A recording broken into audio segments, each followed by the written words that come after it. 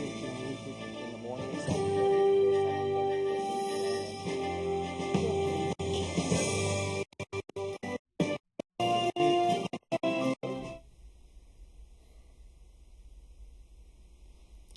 Good evening, and welcome to this edition of the Speakers and Leaders Hour. I'm Dave Wilkins, your host.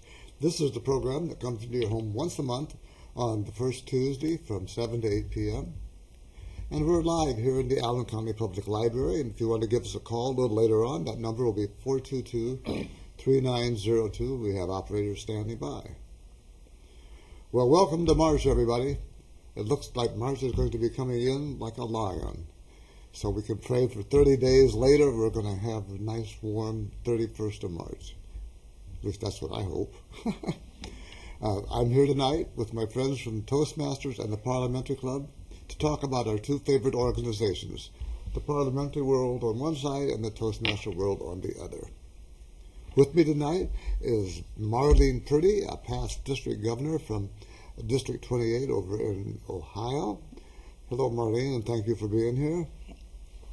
And next to her is Tom Haller. He is the president of multiple clubs here in Fort Wayne, including the Parliamentary Unit, the Bob Lyman, the Anthony Wayne Toastmasters, and an all-around good guy and very, very busy person. They say if you want somebody to do something, to ask a busy person. And I had a chance to do that a little bit later today. We have a standard crew of people that we always call that are almost always here on a monthly basis to do the technical work behind the scenes. And a couple of our fellows couldn't show up tonight, and I had a call at 4:30, and I was able to contact a fellow who's been involved with this show over the years on and off basis, and he really saves us when he can help us out. So thank you, Mr. Joseph Lawrence, for being here. Good job. Thank you. We also have Jim Mount tonight on the cameras, and he's taking care of three of them. Besides that, Otto Boucher is our technical director, and because of those three guys, we're getting on the air tonight. Well, we're going to talk about Toastmaster events before we get into the speeches, and we were talking just before we went on the air about the contest. Who wants to talk about the contest and so on tonight? Would that be you, Tom, or Marlene? I'll start out. All right. We're going to have the area contests are going to be held at 9:30 at the First Presbyterian Church, and there are going to be two contests this spring. There's always make sure I get this right, the International Speech Contest and the Evaluation Contest. Is that correct? I thought it was I believe it's table topics. Table topics. Oh, they're doing table topics. Oh, that's right. You'll have to excuse me. I might get my district switched because in Ohio they have the evaluation contest in the spring. We are having the table topics contest. Okay. And so they're going to be divided by areas, but any of the areas would be a good contest for people to come out and see what contest for Toastmasters is all about. Okay. And I'll let you take over from the division. Now, there's how many areas? I think there's three. Three areas in the Fort Wayne metropolitan area. Yeah. Okay, that takes care of the area contest, and winners from there will go on to a division. And can you talk about that, Tom, a little bit? I would be happy to talk about that. It's a progressive thing. The winners from the area contest will go against each other in the division contest. It's club, area, division, district. So by the time we get to division, hopefully all the speeches will be pretty good, both table topics and international. So that will be taking place in the Lutheran Hospital in the basement there near the cafeteria, near meeting rooms, on April 16th. April 6th or 16th, is 16th. 16th. That also will be at 9:30. If April 16th, I don't have a calendar in front of me, is not a Saturday, then there's probably a problem. It is. I looked it up before. Okay, so April 16th at 9:30 in Lutheran Hospital basement, the division contest will go forward. I think at both levels it would be very entertaining, very good time.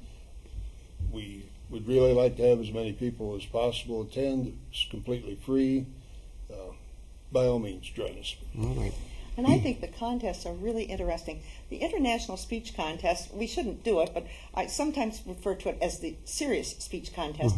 Usually they are motivational in some respect, 5 to 7 minutes, and by the time you get to the upper levels, they are really, really good. And was it a year ago, 2 years ago, one of our local members actually went all the way to Kuala Lumpur.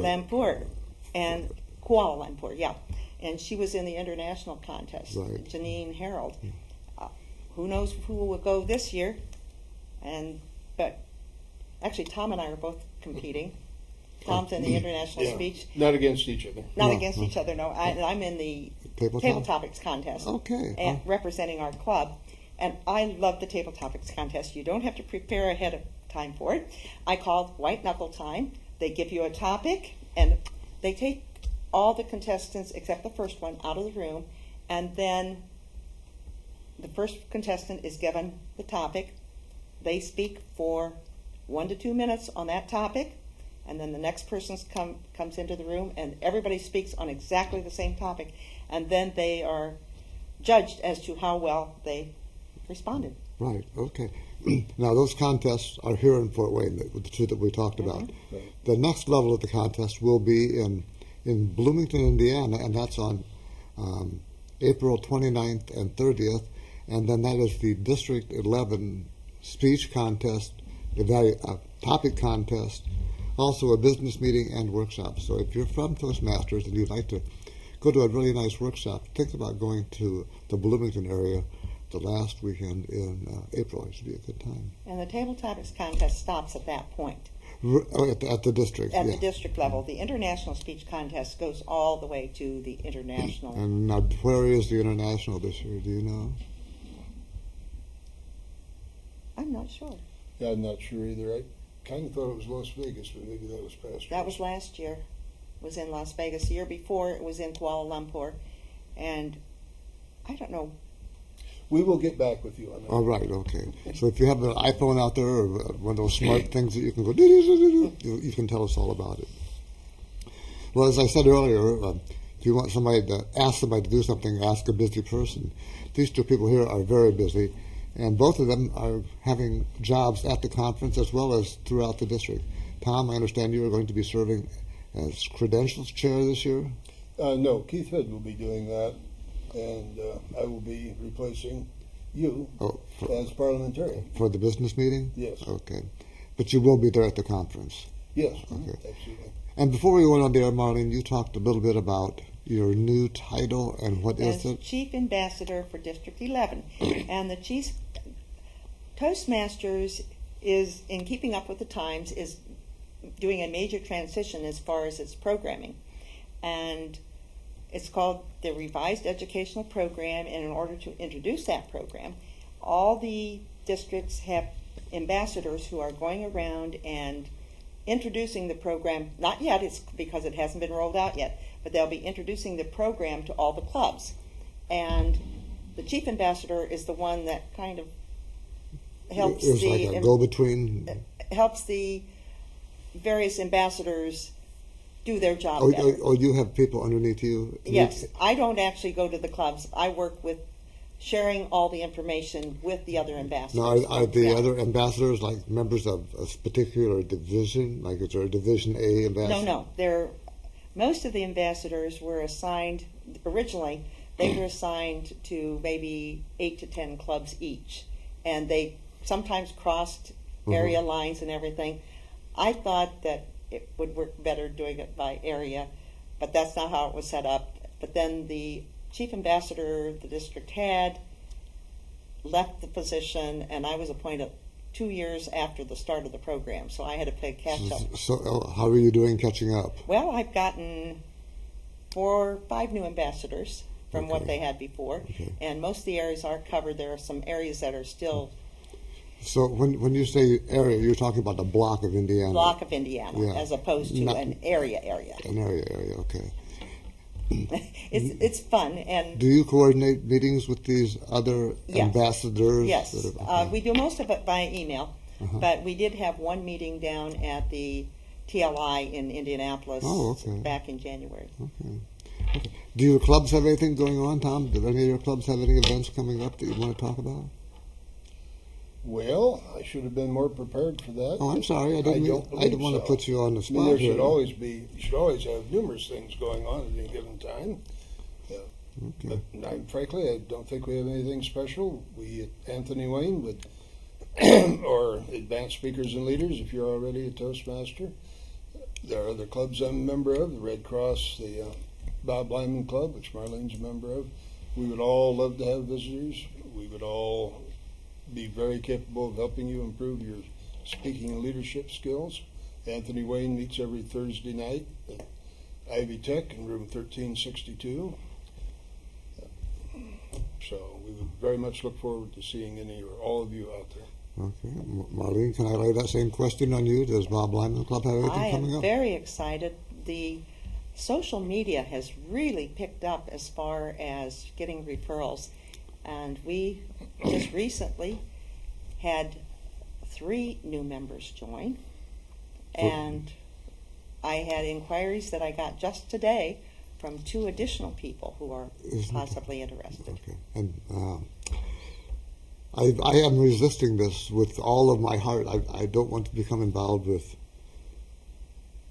catch up or meet up or any of those things. I just don't want to do any of that. I want to do it the old-fashioned way, one-on-one, talking back and forth. I think it's better, but I could be wrong. Okay, well, we do have some presentations tonight. Our first presenter is the man who helps out with this show every single month. That's Mr. Tom Haller. He's working out of the Advanced Manual Storytelling tonight. It's project number 3, and that particular story is the moral of the story. And he tells me that this is a story that is known widely throughout the LDS community. The LDS community. That most everybody would know the story, but Tom is going to share with us the information on how many cows is a bride worth. Please welcome Tom Haller.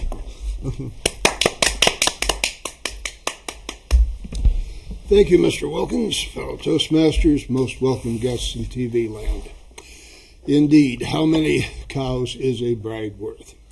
Long ago and far away, supposedly in the South Pacific, there was an island economy where monetary things were measured by the number of cows you owned.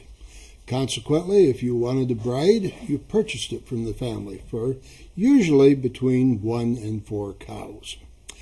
A 1-cow bride might be a rather plain girl from a poor family. A 4-cow bride, on the other hand, might be the equivalent of a modern head cheerleader and the chief's daughter, if anybody had 4 cows that they could spend on a bride. Now, our main female character in this story, Leela, was not with very good prospects. She was a very nice person, but she was from an extremely poor family. Her mother had died long ago. Her father was an alcoholic. He kept her at home. She didn't have anything. She didn't get out very much. To call her plain would be a compliment. So it just didn't look very good for her at all. But she did have one thing going for her, and this turned out to be a very big thing. There was a young man in the village, Samuel, who loved her. He saw through all of the problems, and he loved her very much. Now, Samuel was quite prosperous. He had been very successful in business. He was a very diligent young man, so he could afford to pay whatever he wanted for a bride. Now, he probably would not, now he was a sharp businessman, he probably would not have had to have actually given a cow for his bride. More than likely a bottle of whiskey to the father, and he could have done whatever he wanted with Leela. But he did not by any means choose that route, nor did he pay 1 cow for her. On the other hand, he went the other direction and paid 8 cows for her. 8!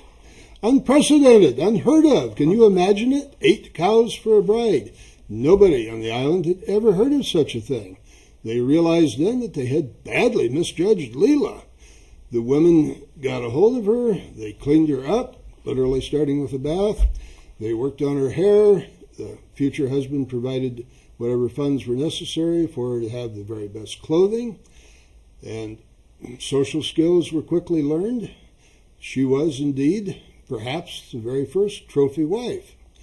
As they were cleaning off the layers of dirt, getting her prettied up, they made a remarkable discovery. Not only was she very nice, but she was also very attractive. Indeed, if they'd had cheerleaders, they probably would have been jealous of her. So this would seem to be something that worked out to everybody's benefit. Until he drank his way through it, the father became rich for no particular effort on his part. The bride's father, the bride got a whole new lifestyle with a wonderful husband. Our hero, he had a trophy bride, as we've stated.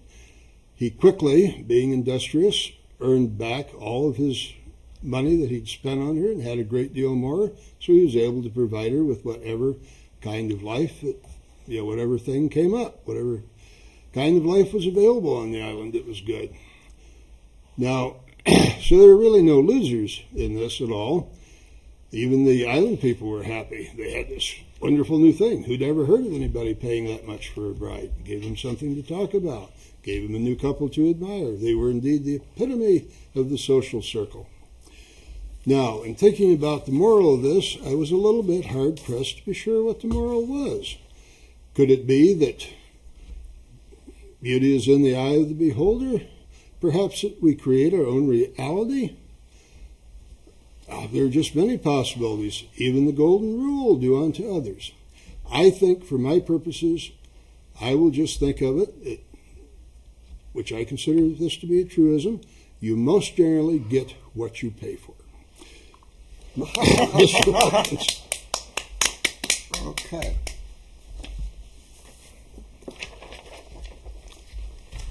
Eight cows. Wow. Okay. A very interesting story. I have to say, I had never heard that, but it's told quite well. Very well done. Well, moving on to our next presenter, who is now working from the basic manual. That's our first manual that we get. It's project number 9 from the Confident Communicator, and that is to persuade with power. With her topic tonight, she is going to try to persuade us to her way of thinking. Marlene's been a member of the NAP, the National Association of Parliamentarians, since the late 90s. She belonged then at that time to the Maumee Valley Association. She's been a member of Toastmasters since 1988. She's working on her 5th Distinguished Toastmaster Award, and as we said earlier and you found out, she's a very busy lady and very ambitious. So with her title of You Can Be a Leader, please welcome past District Governor Marlene Purdy.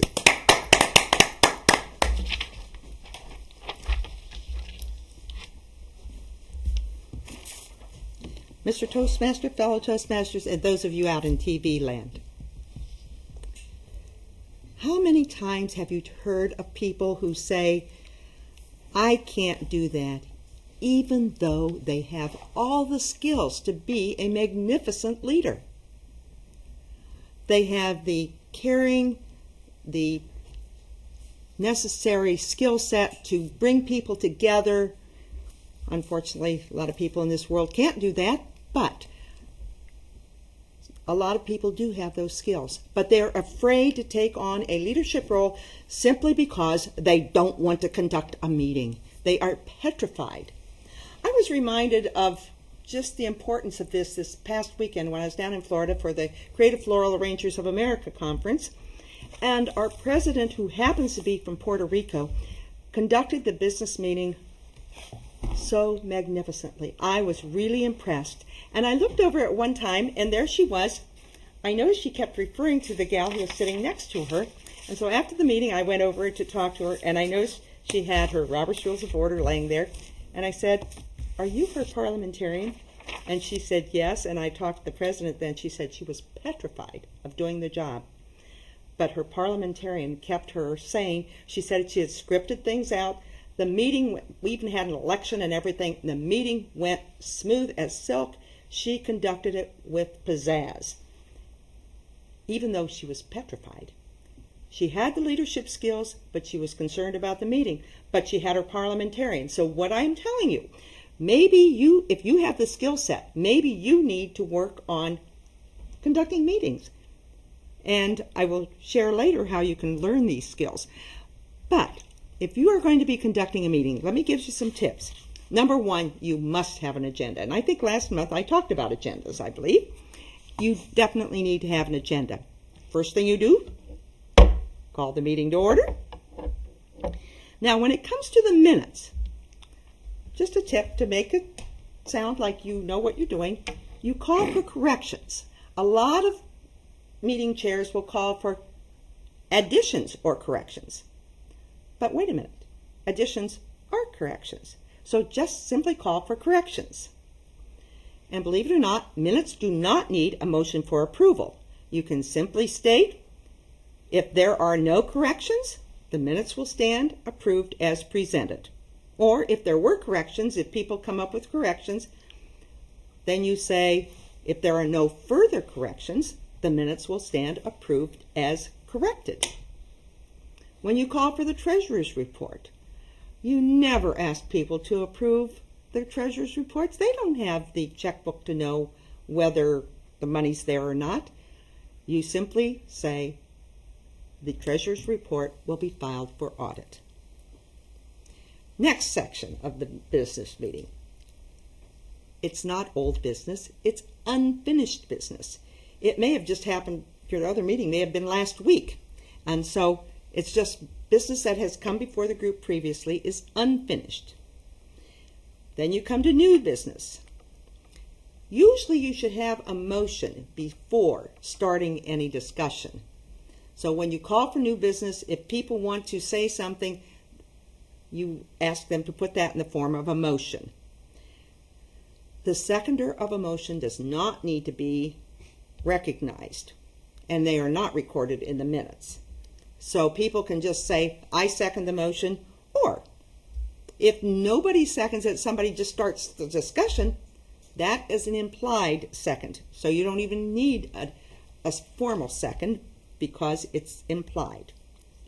Allow for discussion, and then when it comes to a vote, what you need to do, all those in favor say yes, all those opposed say no.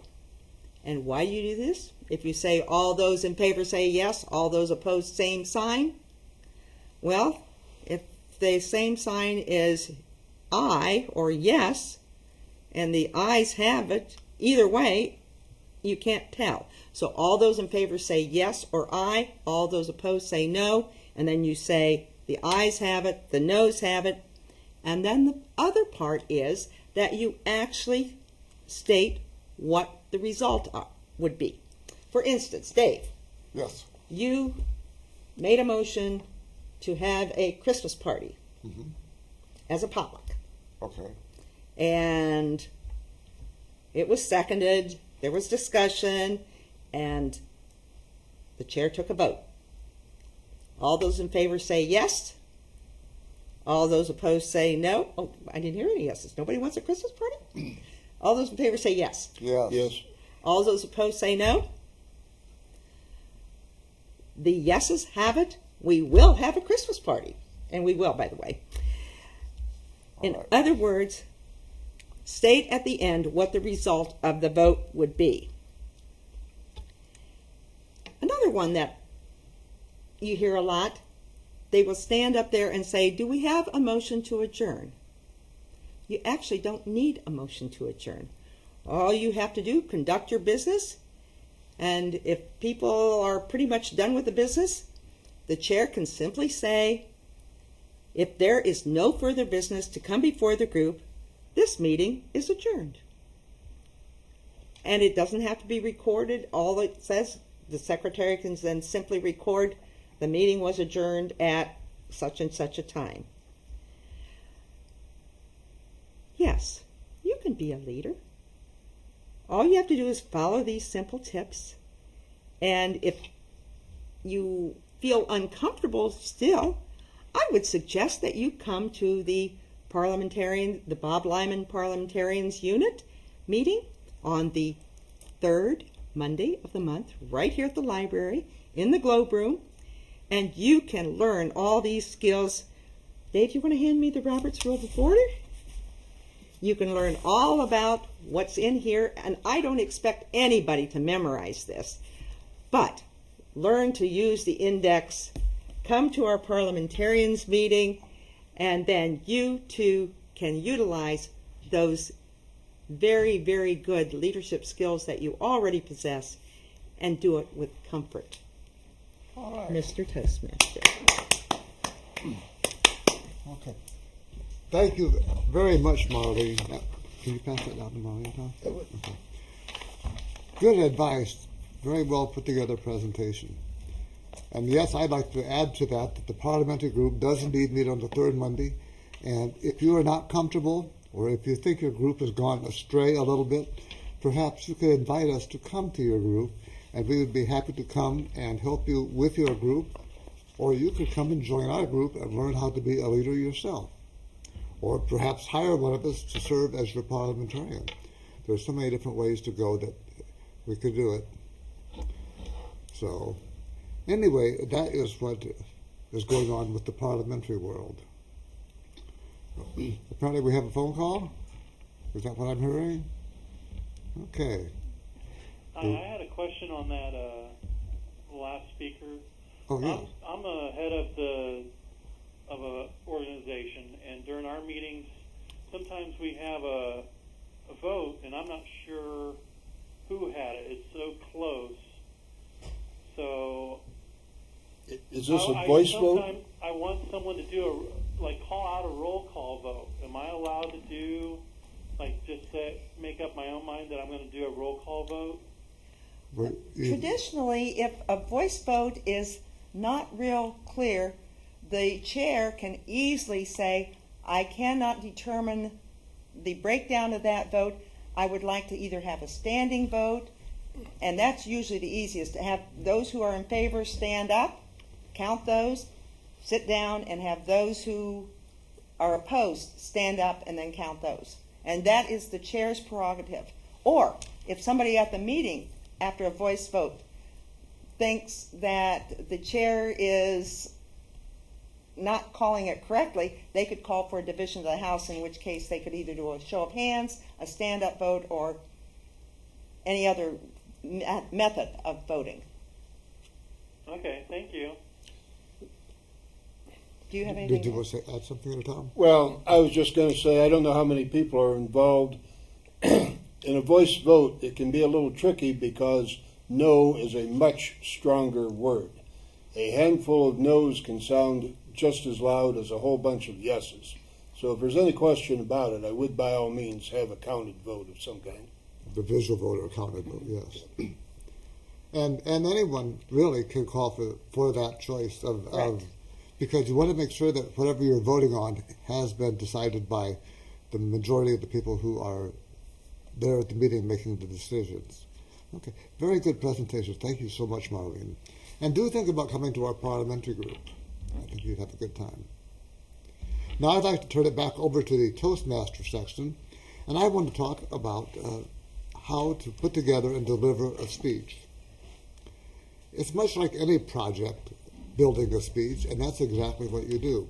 If you're going to build a cake or make a cake, you have to get the specific ingredients in the right amounts. You have to mix them in a particular order, put them in an oven a certain temperature, and when you get done, you have a nice product that you can feast on. Well, a speech is actually a message from me to you, and in a formal setting like a Toastmaster meeting, it has to be put together and structured a certain way. If you think about a speech, it is like a letter. Now, if you pick up a pen and paper and you're going to write a letter, you don't just ramble on. You have some specific message you want to impart in that letter. Well, preparing a speech, you have to have an opening. And in that opening, you will state what you are going to talk about. During the body of the speech, you're going to put 3 or 4 points to support your opening. And then finally, in the third and final section, you're going to have a summary and perhaps a call to action. This is what I'd like to have you do after you heard what I had to say. Now, putting a speech together and then delivering it is two different things. And you hear the old bromides about, well, now, if you're up there giving a speech, imagine your audience sitting out there in their underwear. That's ridiculous. If they were out there sitting in their underwear, you couldn't see their shorts anyway, and they'd be sitting down. And secondly, that really doesn't work. You were also told, when it comes to eye contact, to kind of look over the top of the people. Well, don't be fooled. If you're looking over the top of the people, they're going to for sure know it and know that you're not looking at them. Perhaps you're looking to get guidance from above or something. But you should definitely look at your audience. That is not to say that you stare straight ahead at one person all the time. You shift your vision, you look at some people over here. After a while, you talk to the people on this side, back to the center again. You do it in very easy movements. Now, putting a speech together and getting it right the very first time is very difficult. That's why we have a 10-project manual. In our manuals, you focus on one thing, and then another, and another. For example, the first one is putting it together, that opening body clothes business, as I was telling you about. An old-time Toastmaster told me once, here's how that breaks down. Tell them what you're going to say it. Tell them what you said, sit down. That's it. That's what it's all about. You're imparting your information to them one way or another. Now, besides eye contact, something else that you need to use is visual aids or body movements. And if you're going to move around specifically. Don't just wander. I mean, like, if you just kind of wander over here and then you wander over here, what's going to happen? They're not going to be really paying attention to you. If you're going to walk to a certain place, walk with a purpose over that point, say what you have to say there, and then say perhaps, on the other hand, and then you come over here and you talk to this person, but you talk directly to them. You have a reason for doing what you're doing. That could be your body movements. Another is vocal variety. You may remember in the speech just a few moments ago when Tom was talking, he talked about 8 cows. I mean, that talk about vocal variety. And that is something that you will build into your speeches as you get going. You'll have some places where emphasis is really, really important. And other times you want to take a step back and talk slow and quiet. And then perhaps get loud again. But the point is you want to vary your rate, vary your pitch, and vary your volume. Something else that you use while giving a speech is pauses. If you're going to talk and run it all together and say it very fast, and people aren't going to have a chance to listen to what you're saying because you're just going so darn fast, you just go, go, go, go, go. What you need to do is say something, and if it's a profound statement, pause. Let it sink in for a moment, and then go on to the next thought. One of the old-time Toastmasters at Anthony Wayne years ago, he came to the lectern. He said, "Ladies and gentlemen," and paused and just looked right straight ahead for 30 seconds. Do you know how long 30 seconds is when you're waiting? My God, that's terrible. But when the 30 seconds was off, he went right into his speech, and he was talking about how to deliver a speech with pauses. That was his whole point of doing this. And if I can harken back to a moment when we were talking about our contests that we have, within a contest there are several different duties that have to be performed, aside from the people who are in the contest. And one of them is the Toastmaster, or the contest person. And that person has to tell you who the next speaker is, when that's over, and so on. And there's a place where you have to talk for, or say, be quiet for 1 minute. We have a 1 minute of silence between speakers, so that the judges can mark their ballots. But you're standing there for 1 minute, looking for a timer to give their card raised up that it's time to go on. But you have to stand there for 1 minute and do nothing except look at the audience. I have developed a little trick. I take a piece of paper up there, and I get my pen out, and I begin writing my name real slow, and then out the corner of my eye, I watch the... So that they know, they think that I'm doing something. when in fact I'm just killing time till the next minute is up. But pauses are very important, very important. And finally, the summary of a speech or the close, you need to let the people know what's going on and when it's going to be over and what you want them to do. One way is to, of course, say, and in conclusion, let me remind you, da, da, da, da, da, da. And I would hope that you would, whatever it is, that would be the call to action. A speech is put together like a cake or building a car or anything else. It's in different elements. And our Toastmaster Club is excellent at getting you started from the very basic step of getting up there the first time to give your first icebreaker to that last speech where you're trying to inspire the audience and entertain us. And that, ladies and gentlemen, is how I would tell you how to prepare a speech. Mr. Toastmaster.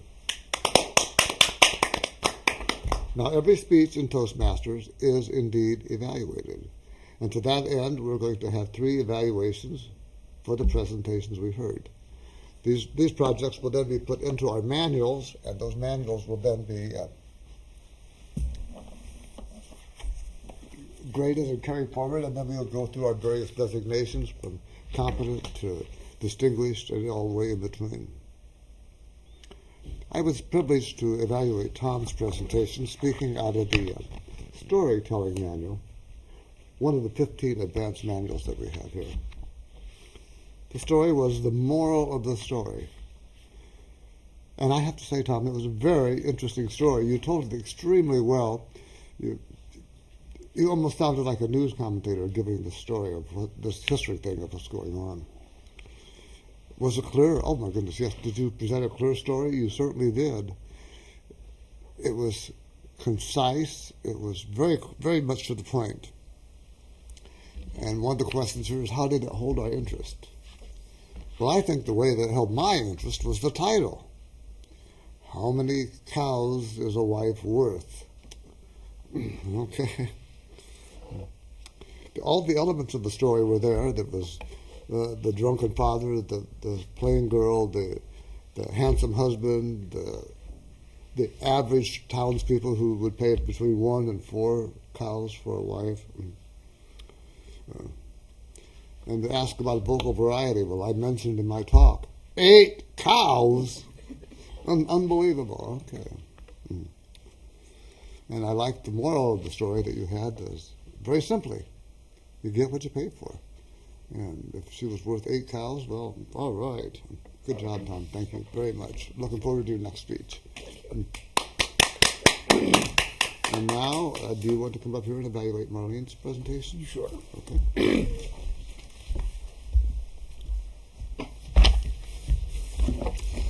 Mr. Wilkins asked me if I would like to come up and evaluate Marlene. I said yes. That's not entirely true. I very much enjoy hearing her speak. Evaluating her is much harder because she is at such a level where it's very hard to find anything for her to improve on. We are expected to do that. It's kind of inbred. It's strongly encouraged to us to do that. It's part of the Toastmaster thing. But I think the late Robert Norris had a very good point. If it gets down to where you're saying their shoelaces don't match their ties, maybe it's better just to let it go and not say anything. So, by and large, she did an extremely good job, as you all heard yourself, I assume. Very good use of voice modulation, very good information, in my opinion. Involvement of the audience. That's something we virtually never see here in this small group, is involvement of the audience, but she pulled that off. And she had a great plug for the parliamentarian organization.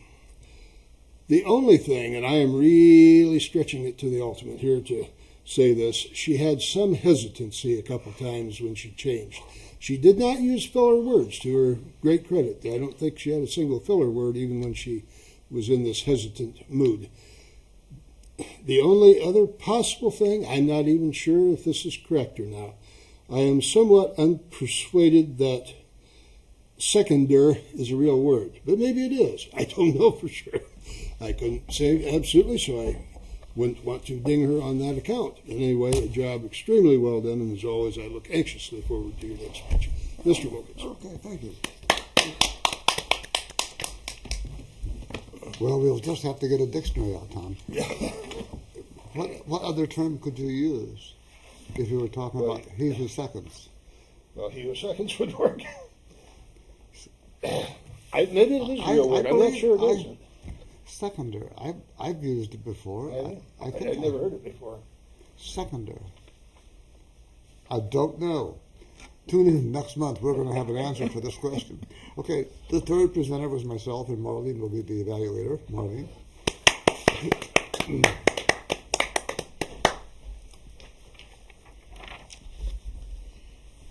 Thank you, Mr. Toastmaster, fellow Toastmaster, and especially Dave, because it's your speech. How to deliver a speech. It was a researcher topic one, and I think you researched it very well. It was funny because one of the questions asked, how did you use body language and vocal variety? At first, I said body language was limited because of the space, and then you walked away from the lectern and just blew that comment off the head. Your vocal variety was fantastic. There were so many things about it that I liked. You had good references about. I thought what was really impressive is that you used demonstration to emphasize your points, and that I found very, very effective. It was a topic that did need research because there are different sources in Toastmasters that help you develop these various skills, and I think you utilized all of those. If I could make any, I especially like your reference to and comparison to baking a cake, to putting together a speech and using the formulas and everything. Thought that was very effective, and then using the skills. If I had any suggestions at all, I think you might have spent a little more time talking about the different types of speech development, whether you're going to go chronological or whatever, and how it would impact how that ending is.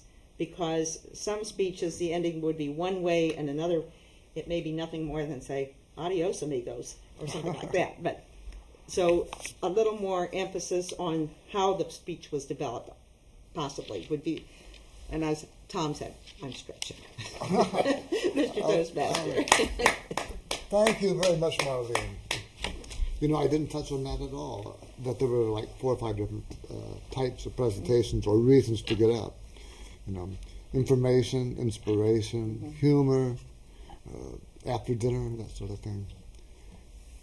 Well, I'll use that next time when I do it, so I can only do a better job. That's what evaluation is all about.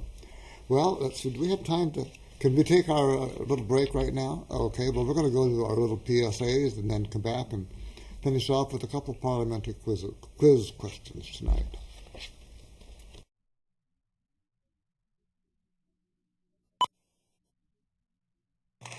Thank you very much. And now for our next speaker, Stanley Lichner.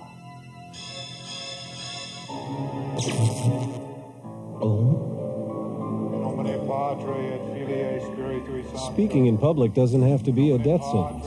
At Toastmasters, we can help you overcome your fears.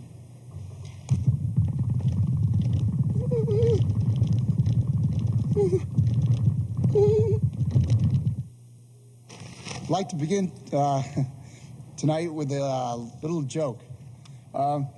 This guy, he's a farmer. He says, "Hey, hello, sorry." But seriously, folks. Speaking in public is no joke. Doctor says, chicken says. For help, call Toastmasters, the public speaking support group. The chicken. All the education in the world won't help you get ahead in life if you can't express your ideas effectively. Every day, competition for advancement gets tougher and tougher. You need an edge. A Toastmasters club can give you that edge. A low-cost learning experience for men and women. Toastmasters gives you the confidence to express your ideas to anyone. Get the Toastmasters edge.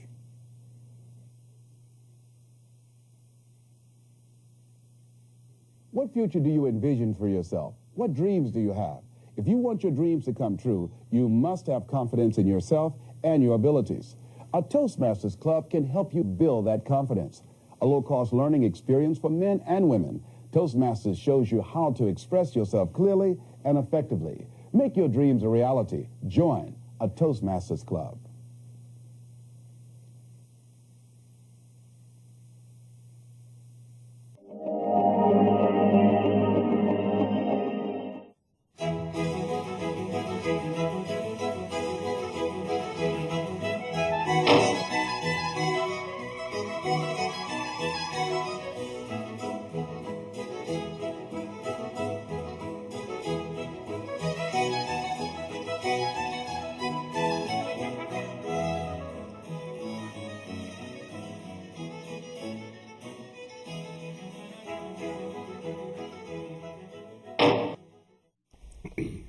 And we are back with the parliamentary section of the program. We have just a few minutes left. I'm going to pose some questions out of the Parliamentary Journal. When Henry Robert was alive, people wrote to him from all over the world asking for clarification on points in his book, Robert's Rules. The National Association of Parliamentarians continues that practice, and we, any member of our organization, can send in questions, and then they will try to answer them to the best they can. We use the questions as a springboard in our club setting to find out more specifically what's going on and see how they apply to our group. This is a really interesting question. I made a motion under new business and was allowed to read the motion. But the chair cut me off and told me that the federal law prohibits its being made. Could this be true? I think there's a lot of information that's not there. I mean, what was the motion? Was it for who knows? Should I read on here? Mm-hmm. Do you have any thoughts on it? Well, I mean, it would be very possible that would simply be an accurate statement by the chairman. If the person was proposing they do something illegal, then... Yeah. The purpose of new business is for members to introduce new business, which is done by making motions. As a member, you have a right to make a motion. The chair must then place that motion before the assembly. However, it is the duty of your chair to rule out of order any motion whose introduction would violate the rules. Whether or not your motion violates the rules of your organization or the procedural rules contained in federal law cannot be determined without a thorough review of the documents that govern your organization. We still don't know what he was trying. I think that's what we need to know is what he. I would think so. Maybe he was making a motion that they go out and kidnap somebody. Well, yeah. In any event, when a chair rules a motion out of order, he has to explain the reasons, and whether or not he offers an explanation, a member can appeal from the decision of the chair. Appeal requires a second. In small boards, that's not required. But check your specific rules on the matter. The effect of an appeal is to take the matter from the chair and place it in the hands of the assembly. A majority is required to overturn the decision of the chair. In this way, the assembly, not the presiding officer, decides whether the motion is out of order or not. That doesn't tell us anything. The only other comment I would make would be, in my mind, depending, of course, on exactly what was said, but almost certainly it would be better to let the person make the complete motion. Some people talk in circles, and it might be by the time he got done that he didn't mean it the way it sounded when he got cut off. Right. And I think you're a very fair person. I know, Tom, that you would do that, too. You wouldn't let them cut off. Okay. This is a good question. Is the vice president of an organization permitted to make a motion? I know the president cannot. Of course. In general, whoever is presiding over the meeting should not make motions while in the chair. If the vice president is presiding, he should not make motions. If he is not presiding, there is no restriction on his making motions. The same is true of the president. If he is not presiding, he can make motions. Okay, let's see. This is an odd one. I ran into a new one last night. A board member did not receive notification of a special meeting. Probably an email issue. The meeting was held, a quorum attended, and some actions were taken. The member now claims that all actions taken are null and void because he was not notified. Is that right? Well, it is a new one to me. Let me address one thing, Dave. You said it was an email issue. I think these are things that people wrote to Robert before email, so it probably wasn't an email. No. These were questions directly sent to the National Association. Oh, I thought we were still in the Robert's questions. He did the same thing. He had questions sent to him, but these were sent to NAP. No, and so it definitely is an email situation. Oh, okay. I don't know. That is a new one on me. I'm just taking a guess. I would say that probably that was just tough luck for him, and it would still count as valid. That would be my guess, because otherwise people could not read their email and claim they didn't get it. Yeah, plus, And I know some people do that. Yeah, so it's just very hard to assure that everybody gets notification. People change their emails. I mean, I think that ruling otherwise would almost bring business to an end. You know, I agree with you guys, and we're wrong. Okay. That's why we're here, to learn. There you go. If notice of a special meeting was not properly sent to all members of the board, any business transacted is null and void. However, keep in mind that notice of a special meeting must be sent to all members of the body. There is not a requirement that it must be received. You just have to send it. So if they had evidence that they sent it, then the meeting wouldn't be null and void. If reception were a requirement, it would be possible for any member to nullify a special meeting by not checking his email or by claiming not to have received the That's notice. what I said. The real question is whether the secretary or the individual responsible for sending the notice properly sent the notice.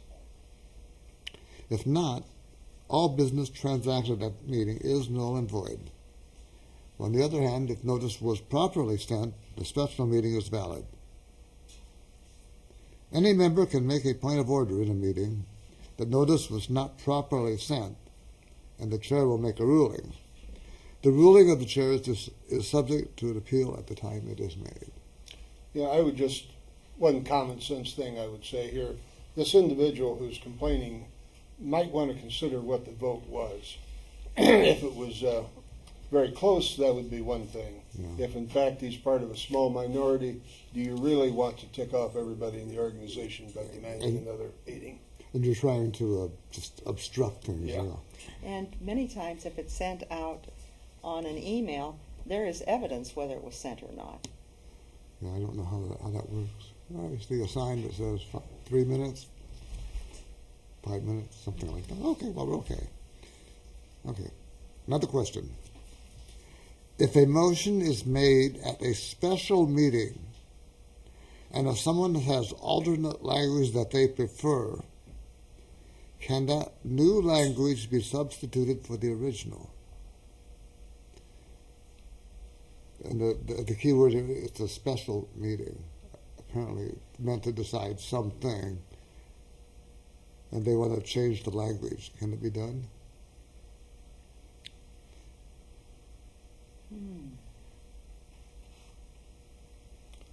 Well, I assume it could be done, if it's done properly, you could always, I would think, you could always change the wording of something, if you go about it in the correct parliamentary way. Unless it changed the intent of the original. That could be, that.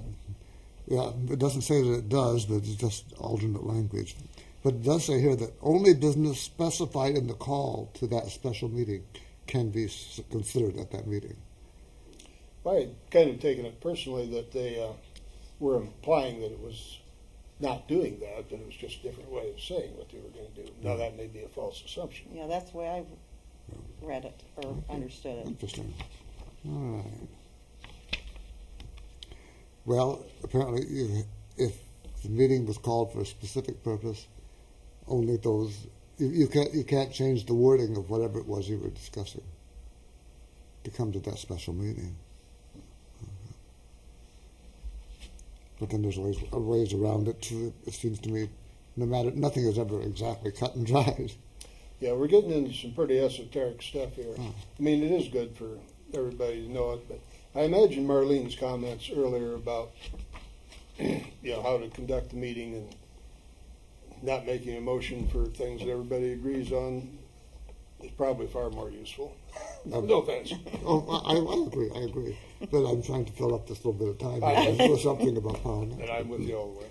Okay. Well, we have about 2 or 3 minutes left. I'd like to give each of you a minute to talk about whatever it is you want to talk about, whether it's the weather or whatever. I would like to get more people to come to our parliamentary group meetings, because I think that anybody who is a chair, especially of a group, could benefit from some of the lessons that we do. And don't forget about our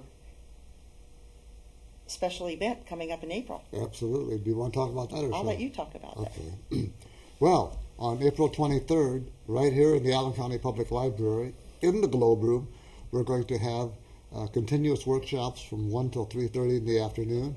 We're going to have our gavel collection on display, and we would love to have you stop in and see that, ask questions, see what the group is all about. And that is also Parliamentary Emphasis Month, and that was put together by Ronald Reagan in the 1980s to recognize Robert's Rules, Works, and Parliamentary Procedure, as well as Thomas Jefferson, who wrote the very first book. In any case, we'll have a proclamation, and be sure to come down and see that. I hope we get a lot of people at the workshop. I was familiar with workshops like this when I was with the Maumee Valley unit in Toledo, and we actually had a packed house for our half-day workshops we had, and it had been going on for a number of years, and so it eventually caught on, and people started realizing what they could learn at the workshop. Tom, do you have any final thoughts for us? No, I would echo Marlene's sentiment. I think there are an awful lot of people that would benefit a great deal with some parliamentary knowledge. People on each side of me are probably tired of hearing me say this, but a lot of meetings are conducted where parliamentary procedure is violated, and most times it's like running a red light when there's nobody around. But if you run enough red lights when there's, quote, nobody around, pretty soon there's going to be blood in the streets. There you go. You can get into a lot of trouble if you do certain things that you shouldn't do. Well, Tom, thank you for being here tonight. Marlene, it's always good to see you. Drive carefully home in the snowy weather.